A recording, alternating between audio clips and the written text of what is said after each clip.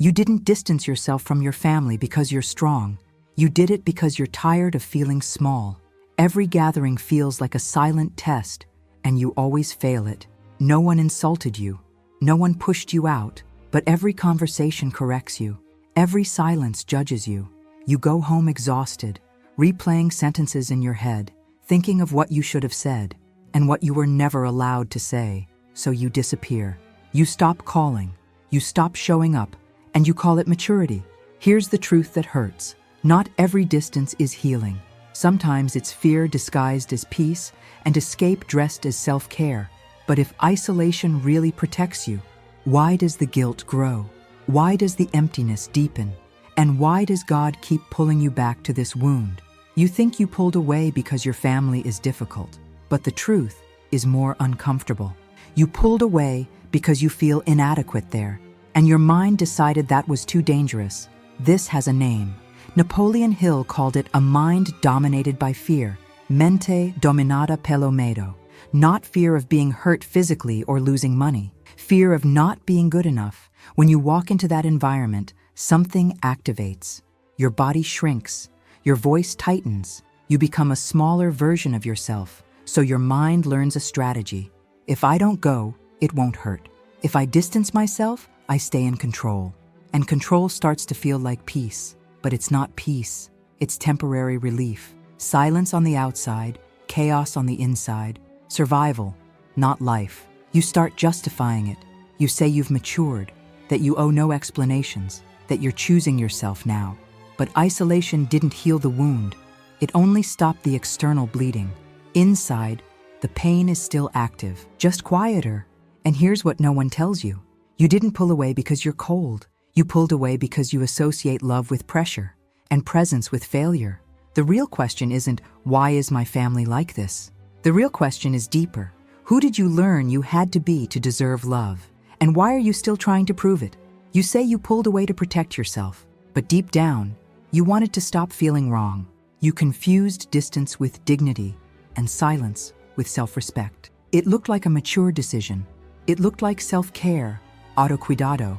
It looked like strength, força, but it wasn't. Here's the core illusion.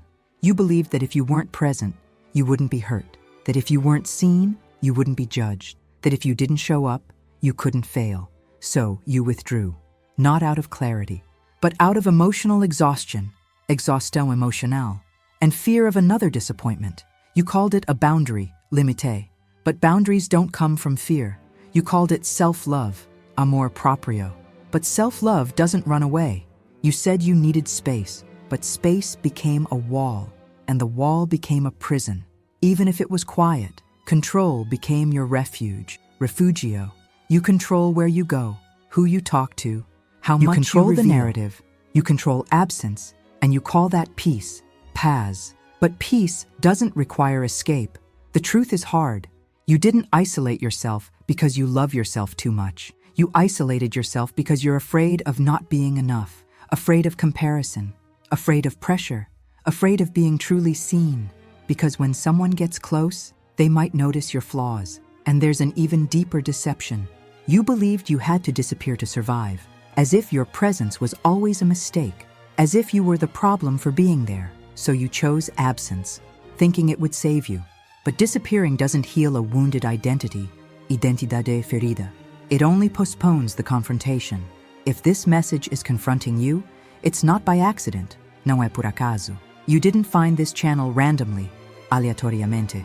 This space exists to name the pain you've always felt but couldn't explain.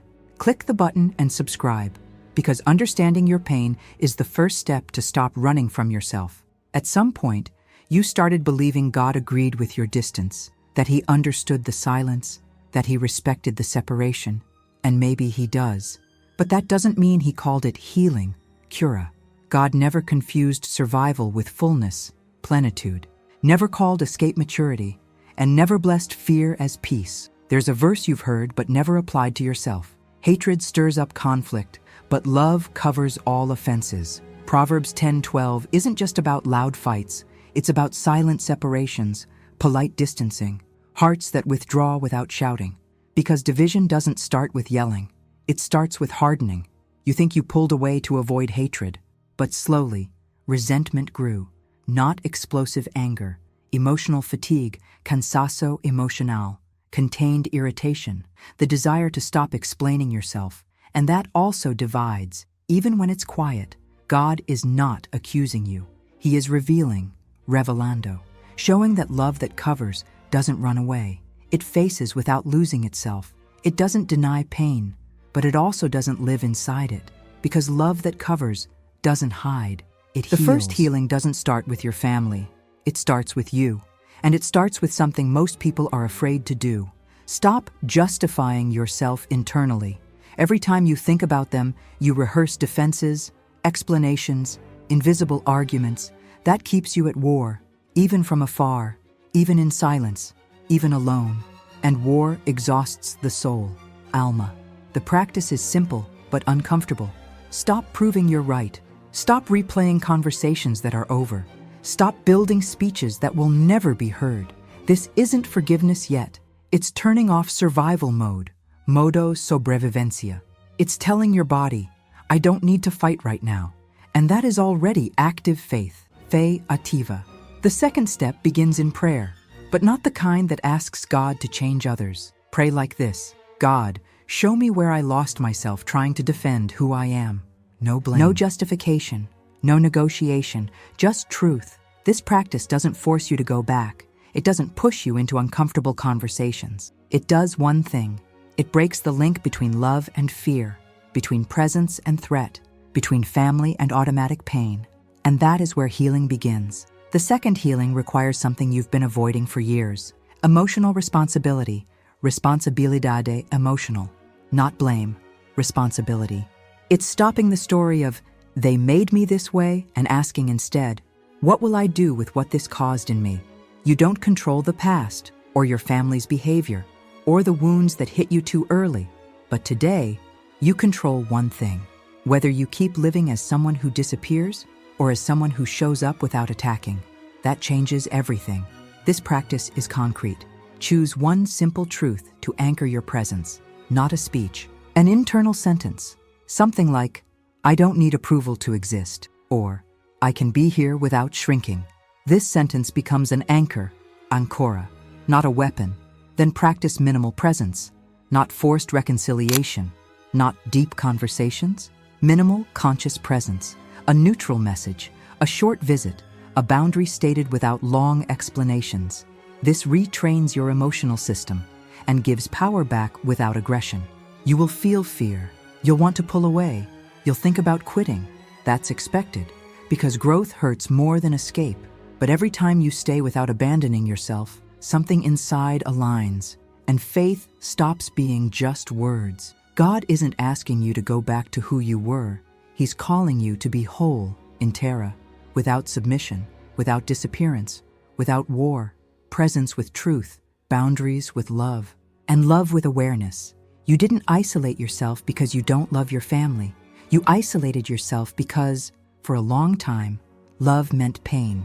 And no one taught you how to stay without losing yourself. So you learned to disappear, not out of coldness, but instinct, survival, old wounds. Today, something changes, not because they changed, but because something shifted inside you. You realized distance didn't make you stronger, only lonelier. And returning without awareness isn't the answer either. The path was never the extreme.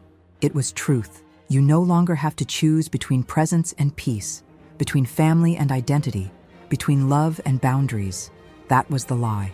Real maturity is different. It's staying without shrinking, standing firm without attacking, loving without abandoning yourself. God didn't call you to live isolated, but He also didn't call you to live wounded. He called you to live awake, desperta, present, aware, healing in process, strong enough not to run, not to disappear, not to silence yourself. If this message resonated with you, subscribe to our channel. Here, every story reveals why you suffer and what God is teaching you through it. Psychology to understand yourself, spirituality to understand the deeper why. And if you stayed until the end of this video, comment, I choose truth. There is a promise of clarity and peace for those who stop running from their own awareness.